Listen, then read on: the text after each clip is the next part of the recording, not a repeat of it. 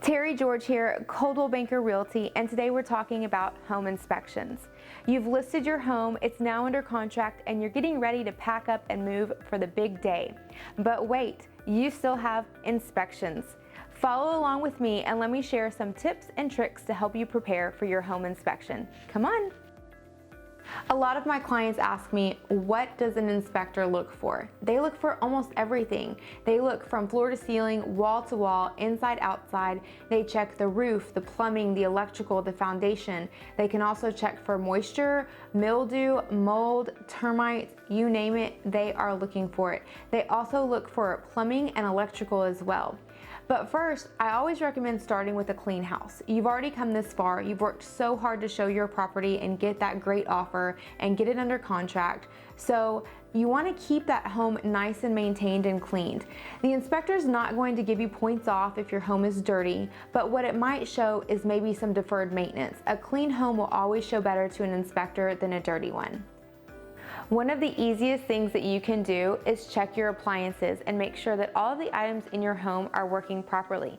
If you haven't ran your dishwasher in quite some time, or maybe used the stove, go ahead and turn those items on and make sure that they're working. Additionally, you want to check your light bulbs. If you have any light bulbs that are out, go ahead and get those replaced.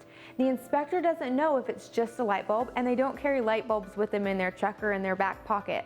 So they don't know whether it's an electrical issue, a fuse, or if it just needs a new light bulb. Go ahead and get those replaced. Additionally, don't forget to check your plumbing. Plumbing is a major component on Texas inspection reports. For your plumbing, you want to make sure that your hot water and your cold water both have great flow. You also want to make sure that your drains are draining properly. Make sure there's no food or hair buildup. Pour some Drano in there, make sure it's working really, really well. And lastly, don't forget to check under the sink for leaks. In Texas, we go long periods of time without using our fireplace. Make sure that if you have a gas fireplace, your pilot light is still on. Go ahead and crank that fireplace on, even if it's in the middle of the summer, just to make sure that it's working. Inspectors will also check out your doors and windows to make sure everything is working and closing properly. Go ahead and open and close those doors, make sure that they latch, and also don't forget to check out your windows. We forget to open and close our windows to make sure that they don't start getting sticky, and even on a new home build, we can start to see where the windows might stick a little bit. So go ahead and open and close them. If you have the newer windows, go ahead and pull them out, make sure all the springs and the hinges are there, and everything is good to go. AC repairs come up so much here in Texas. You want to go ahead and make sure that those are clean and properly functioning. Go ahead and replace your air filters, make sure that they're nice and pristine, and also don't forget to check your AC drip pan. That might be in the attic or in a hallway, so go ahead and take a look there. Also, if you've had your AC recently serviced, go ahead and lay those receipts out for the inspector so that they know that this AC unit has been taken care of. Outside, there are a few things that we really want to pay attention to. First, the gutters. You want to make sure that they're free of debris and leaves and that you have great water flow. Also, check your weep holes. I've seen several sellers actually fill these weep holes up, and you want to leave those open because they actually allow the home to breathe. Also, sellers come in and they put the most beautiful landscaping, but sometimes they fill it too high. You never want your landscaping or your soil to go over the slab and over these weep holes.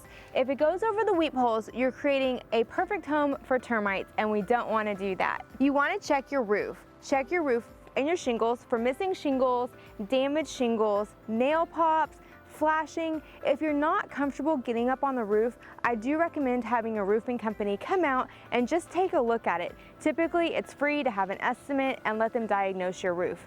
Also, check your siding as well as your wood around the home to make sure that you don't have any damaged wood rot or siding. And lastly, if there's something specific about your home that's different or unique, go ahead and leave the inspector some instructions or a note.